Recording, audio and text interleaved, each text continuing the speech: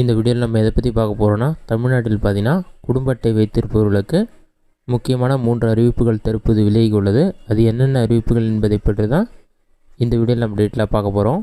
First முதல் அறிவிப்பு என்ன என்பதை பற்றி பார்க்கலாம். ரேஷன் கடைகளில் பொருட்கள் பேக்கெட் மூலமாக விநியோகம் செய்யும் நடைமுறை கொண்டு வரப்பட உள்ளது. சோதனை அடிப்படையில் பார்த்தீங்கன்னா 234 தொகுதிகளில் தலா ஒரு ரேஷன் கடையை தேர்வு செய்து இந்த திட்டத்தை தொடங்க உள்ளதாக கூறப்பட்டுள்ளது.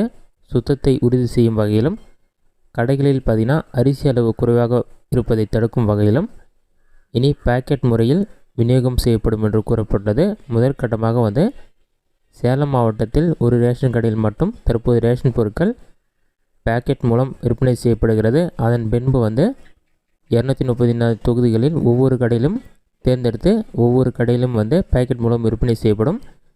இது பொதுமக்களிடம் வரவேற்பை பெற்றால் அடுத்து தமிழ்நாடு முழுவதும் உள்ள ரேஷன் கடைகளில் பேக்கெட் மூலம் இந்த தூரம் பருப்பு, அரிசி, சர்க்கரை உள்ளிட்ட பொருட்கள் வழங்கப்படும் என்று கூறப்பட்டது.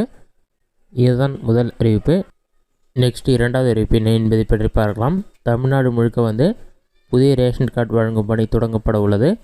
புதிய ரேஷன் கார்டு பார்த்தீங்கன்னா ஆகஸ்ட் 1ஆம் தேதி முதல் வழங்கப்படும் என தமிழ்நாடு அரசு ஏற்கனவே அறிவிப்பு வெளியிட்டிருந்தது. நாடாளுமன்ற தேர்தல் காரணமாக புதிய ரேஷன் கார்டு வழங்கும் பணிகள் நிறுத்தி வைக்கப்பட்டிருந்தது. புதிய குடும்ப அட்டைக்கு 2,80,000 பேர் ஏற்கனவே விண்ணப்பித்திருந்தனர்.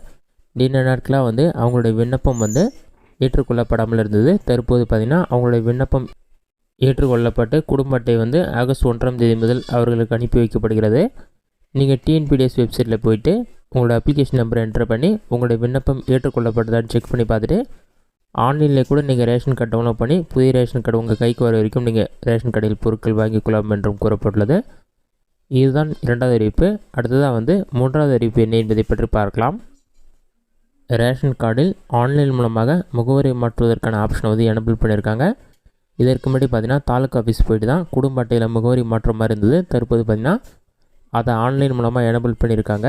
நீங்கள் ஆன்லைன்லேயே ஜஸ்ட்டு உங்களோட ரேஷன் கார்டு கூட லிங்க் பண்ணியிருந்த மொபைல் நம்பர் இருந்தால் போதும், ஆன்லைன்லேயே ரேஷன் கார்டு அட்ரஸ் சேஞ்ச் பண்ணிக்க முடியும். அதை சேஞ்ச் பண்ணுறதுக்கான ஸ்டெப்ஸ் என்னென்னு பார்க்கலாம். இதற்கு பார்த்தீங்கன்னா ஃபஸ்ட்டு உங்களோட மொபைலில் ஏதாவது ஒரு ப்ரௌசர் ஓப்பன் பண்ணிக்கோங்க.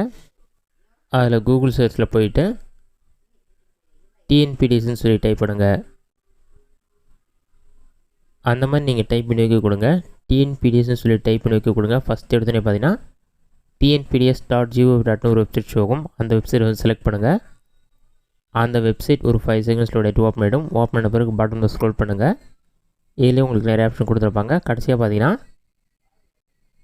மின்னணு அட்டை தொடர்பான சேவைகள் கொடுத்துட்டு முகவரி மாற்றம் செய்யணும்னு சொல்லிட்டு புதிதாக ஒரு ஆப்ஷன் எனபிள் பண்ணியிருப்பாங்க. அந்த முகவரி மாற்றம் செய்ய ஆப்ஷன் கிளிக் பண்ணுங்கள். அதை நீங்கள் கிளிக் பண்ணிங்கன்னா ஒரு 5 செகண்ட்ஸ் லோட் ஆகும். லோடாகி கம்ப்ளீட் ஆன பிறகு நெக்ஸ்ட் பேஜில் உங்களோட ரேஷன் கார்டுக்குள்ள லிங்க்கான மொபைல் நம்பர் என்டர் பண்ண சொல்லியிருப்பாங்க. அந்த மொபைல் நம்பரை என்டர் பண்ண பிறகு கேப்சா இருக்கும். அந்த நம்பரை பார்த்து டைப் பண்ணி பதிவு செய்ய கொடுத்தீங்கன்னா உங்களோட அக்கௌண்ட் லாகின் ஆகிடும். லாகின் ஆன பிறகு முகவரி மாற்ற ஆப்ஷனை கிளிக் பண்ணிவிட்டு நீங்கள் எந்த அட்ரஸ் சேஞ்ச் பண்ண போகிறீங்களோ உங்களோட புதிய முகவரி என்டர் பண்ணி அதற்கு ப்ரூஃப்க்கு ஒரு டாக்குமெண்ட் கேட்பாங்க.